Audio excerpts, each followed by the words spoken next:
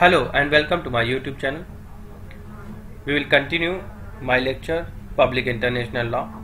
Those who have not watched my lecture, so they can go to the playlist and they can watch my previous lecture of Public International Law for the basic things. So I have covered the introduction part. Right now today I will discuss the definitions of Public International Law given by various jurists. So हमने discuss किया था कि international law क्या है, जो दो Nations के बीच में रूल्स को और रिलेशंस के बीच में रूल्स एंड रिलेशंस को डिफाइन करता है. International law is a set of rules generally regarded and accepted in relation between the Nations. अंतरराष्ट्रीय विधि उन नियमों से जो स्वतंत्र देशों के बीच परस्पर संबंधों को और विवादों को निपटारे करने के लिए लागू होता है. अंतरराष्ट्रीय कानून किसी देश के अपने कानून से इस अर्थ में भिन्न होता है कि अंतरराष्ट्रीय कानून में दो देशों के संबंधों के लिए लागू होता है, न कि दो या दो से अधिक नागरिकों के बीच में.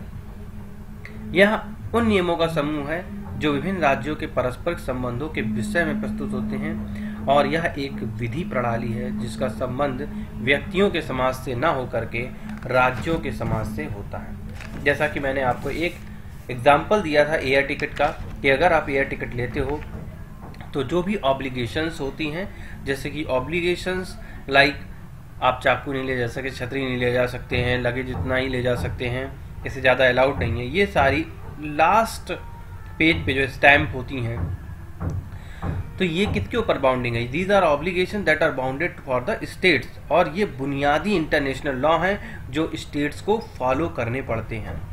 अब ये लॉ कहाँ डिफाइंड है? तो these are ICAO, international law of civil aviation organisation. This is international civil aviation organisation ICAO, जो इससे रिलेटेड लॉस में डील करती है. इसी तरह ये मैंने एग्जांपल दिया था पब्लिक और प्राइवेट इंटरनेशनल लॉ का, कि प्राइवेट इंटरनेशनल लॉ और पब्लिक इंटरनेशनल लॉ में क्या बेसिक डिफरेंस होता है ये बताया था. और प्राइवेट इंटरनेशनल लॉ में जैसे एक व्यक्ति A इंडिया में है, दूसरा अमेरिका में है, उसके साथ जो बिजनेस करता है, यानी दो व्यक्तियों के बीच में जब बिजनेस होता है तो these are comes in the private international law. और अगर दो स्टेट्स के बीच में जब बिजनेस होता है या दो स्टेट्स के बीच में जो लॉ होता है, ट्रीटी होती है, संधि होती है, वेरियस काइंड ऑफ सोर्सेज हैं लॉ के, जो I will discuss in my later lectures. So that are comes under the public international law.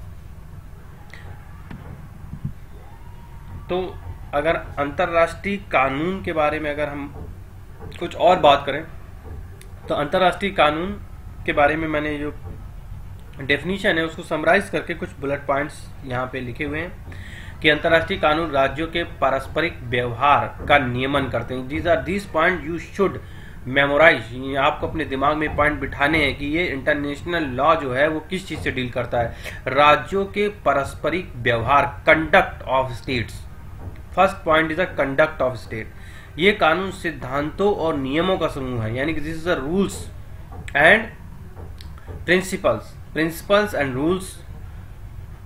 First thing is conduct, second thing is principle and rules. ये राज्यों अथवा सामान्य अंतरराष्ट्रीय समाज द्वारा स्वीकृत होते हैं. These are obligations towards the states for their common laws. जैसे मैंने अभी आपको एरोप्लेन के एग्जांपल दिया था कि there states which are legally legal obligations towards the states to follow that rules.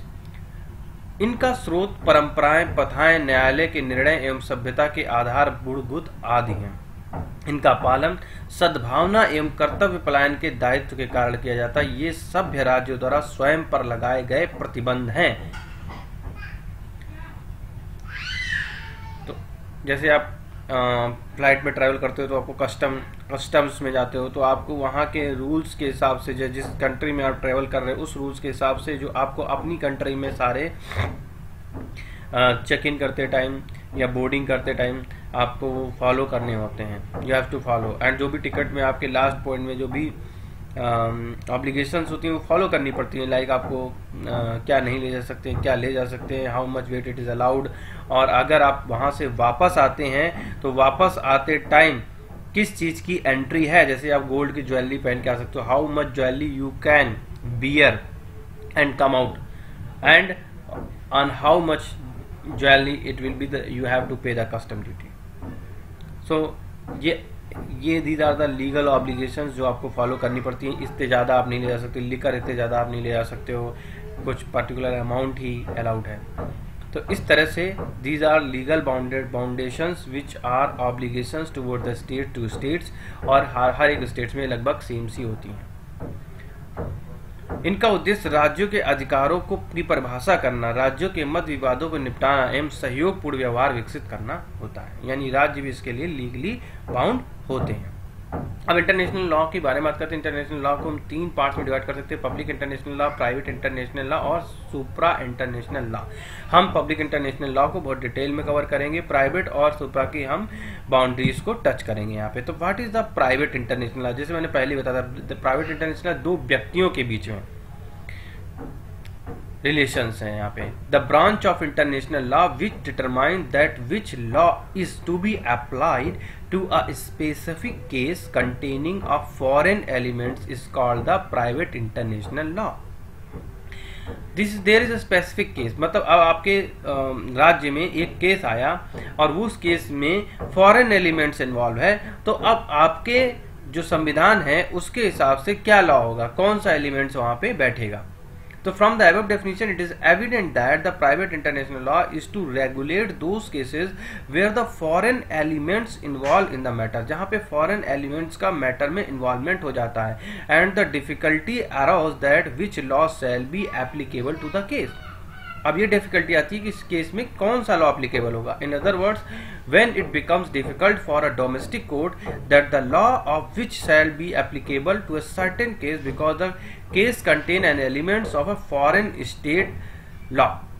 यहाँ पे मैंने ग्रीन कलर से मार्क कर दिया है कि क्या क्या चीज जो इंपॉर्टेंट पॉइंट है, यहाँ पे जो फॉरेन एलिमेंट्स है वो इंपॉर्टेंट है कि फॉरेन एलिमेंट्स का इन्वॉल्व हो गया और आपकी म्युनिसिपल कोर्ट अब डिसाइड नहीं कर पा रही है कि उसको किस मैटर के अंदर सुनवाई हो उसकी। In such case of private international law comes to help because it determine that which law shall be applicable to a certain case. तो यहाँ पे प्राइवेट इंटरनेशनल लॉ आता है और जो आपकी हेल्प कर सकता है डिटरमाइन करने में कि उसमें कौन सा लॉ एप्लीकेबल होगा। नाउ वी कंसर्न तो प्राइवेट इंटरनेशनल लॉ के बारे में हमने दो मेन पॉइंट्स पढ़े कि कंसर्न डिस्प्यूट्स बिटवीन इंडिविजुअल और बिजनेसमैन। यहाँ पे इंडिविजुअल स्टेट्स की बात नहीं हो रही, इंडिविजुअल्स की बात हो रही है। इंडिविजुअल्स और बिजनेसमैन के बीच में जो डिस्प्यूट अराइज हुआ उसको कंसर्न को कौन डील करे, कैसे डील किया जाएगा। तो इसके लिए referred to an international conflict of law, international conflict of law को हम रेफर कर सकते हैं, and legally subjected to arrangement between the individuals. और उनके बीच में क्या लीगल ऑब्लिगेशंस होंगी, क्या लीगल सब्जेक्ट मैटर होगा और उसका क्या एग्रीमेंट होगा, क्या रेमेडी होगी, इसका हम डिस्कशन इसमें हम कर सकते हैं। Now the second thing we learn like addresses the question of which jurisdictions में हियर द केस, इसकी सुनवाई कहाँ पे होगी, and the law concerning which jurisdictions will apply to issue this case, और इस केस में किस jurisdictions को फॉलो करना पड़ेगा, what will be the consideration for that। Now come to the public international law। Public international law deals with the states, यानी a body of legal rules which regulate the relation of states inter se as well as their relation with other non-state entities is said to be a public international law। यानी कि हमने देखा कि relation between the nations and originates largely from direct agreement of और treaties between the nations. For example, public international law is a set of legal rules which not only regulate the relation between the national state but also regulate their relations, उनके relations के बारे में भी, and with other non-state entities। In other words, it is the body of rules which regulate the relationship of international actors with each other। जैसे कि जो multinational companies हैं, NGOs हैं, IGOs हैं, various multinational corporation and movements हैं, for that.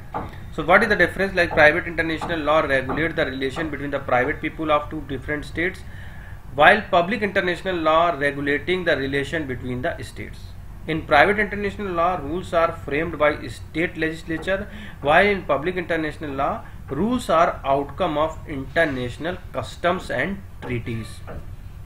Private international law enforce state executive, while in public international law enforced by the international pressure, fear and sanctions, breakage of diplomatic relations.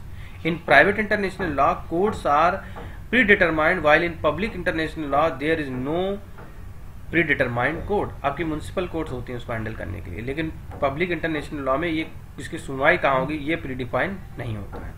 That depends on the matter, कैसा matter आता है. Private international law different from the state to state, while public international law is uniform in all states.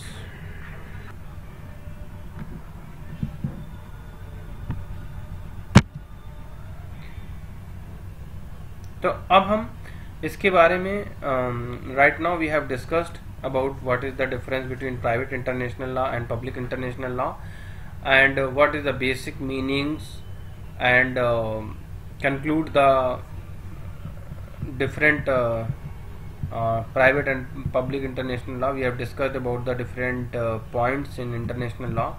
So we will cover the in next lecture the definitions and their analysis in my next lecture.